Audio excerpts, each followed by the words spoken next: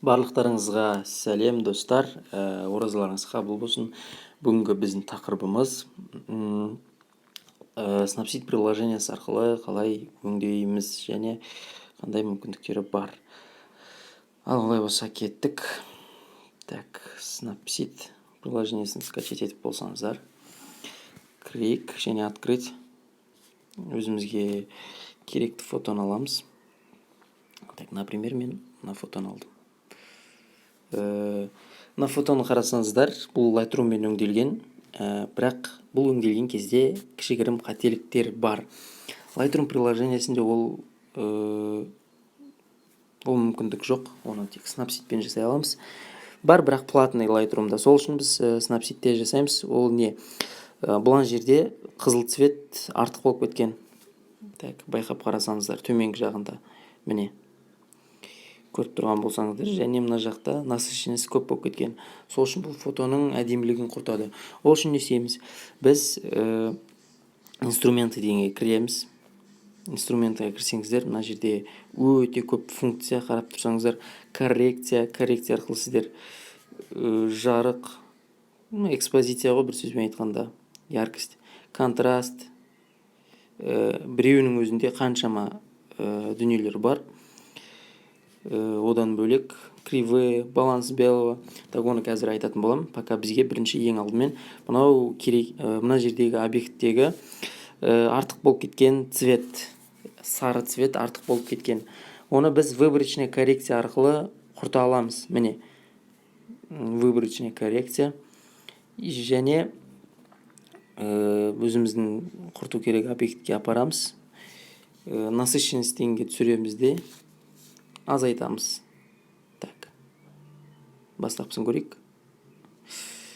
Хоп, өзгерді. Тағы да выборочная коррекция кіреміз. Енді мына жақта сары цвет тарс алып тастадық. Әлі де бар екен мына жерде. Тұр, осылай қайталап жасай бересіздер. Насыщенность.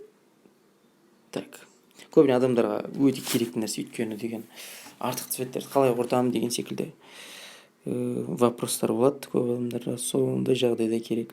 Және тағы бір жер, мына жақта кішкене құртып жіберейік.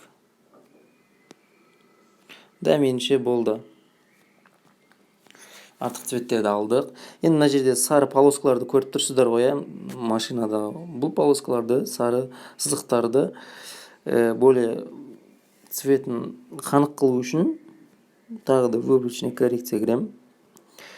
Тура соған алып барам. Міне. Және насыщенность көтерем. Немесе азайтам. Контраст көбейтем. Насыщенность. Структура бұл кішкене качествосын кетіріп жібереді. Так, примерно осылай.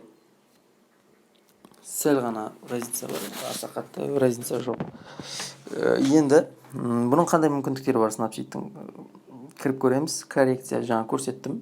Ішіне кірсеңіздер, контраст, насыщенность, цветовой баланс, светло участки. Оны өткенде Lightroom-да түсінді деп ойлаймын. Lightroom-да көрсеткендегідей. Және екінші бізде резкость, бұл арқылы сіздер качествоға четкость береді кішкене. Немесе былай структура азайтсаңыздар, кішкене мультяшный қылады. Бастапқыға қарағанда жақсы, кривые, бұл тоже неде бар функция Lightroom-да. Lightroom арқылы жасай берсеңіздер де болады. Кривыйын түсінген адамға өте жақсы функция.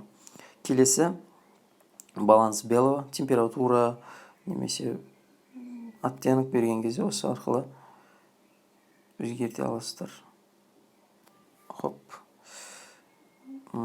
Келесі кадрирование. Білесіздер, керек емес объектті қиып тастауға арналған. Осылай. Міне бастапқысы және соңғысы.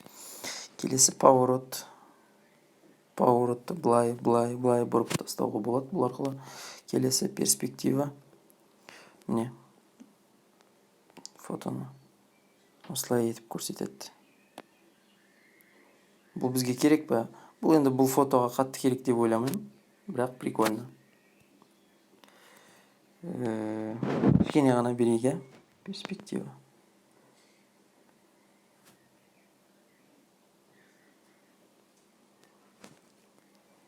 Так, енді келесі расширение бұл үлкейту. Былай расширение беретін болсақ, бұл суретті құртып жібереді.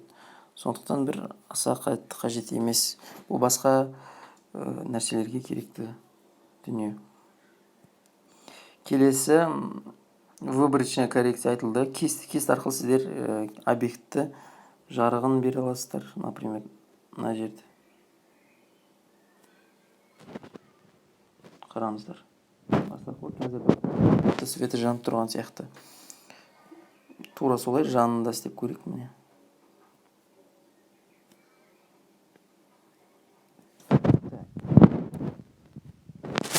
Міне уже жанып тұрған сияқты болды, иә.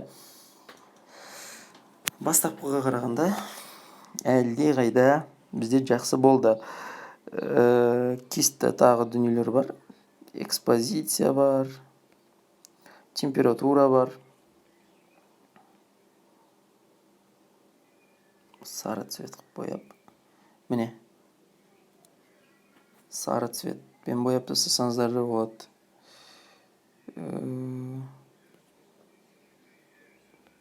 Температураны номен көтересіздер. Азайтасыздар.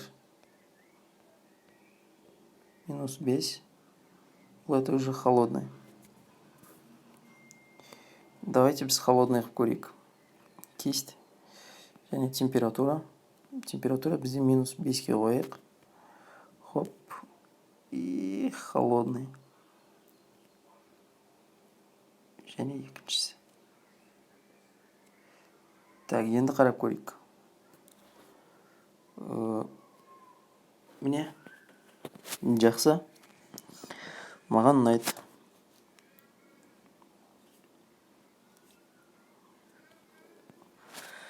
Так, және кестте бізде насыщенность бере аласыздар кішкене. Так.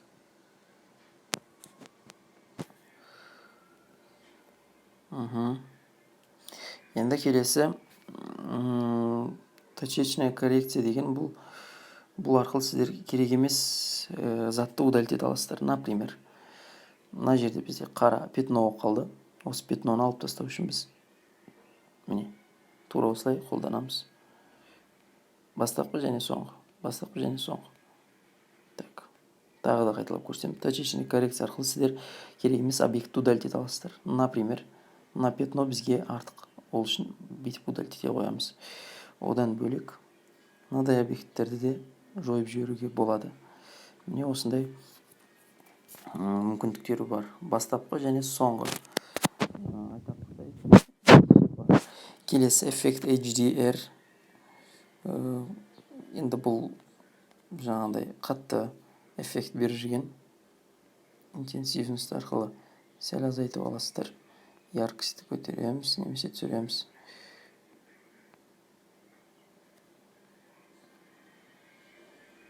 Хоп. Міне бастапқы және соңғы. Келесі блеск софита дейді. Бұл да тоже бір эффект қой. Бізге қажет емес. Біз оны Lightroom'мен жасап тастаймыз ондай эффекттерді. Тональный контраст қажет емес бізге тоже. Драма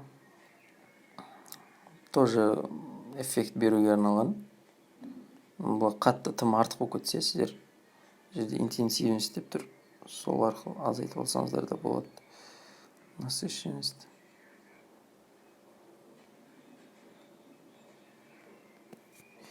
Тура осылай. Және винтаж. Бұл да тоже эффект. Мен қатты қарамаймын, қолдамаймын.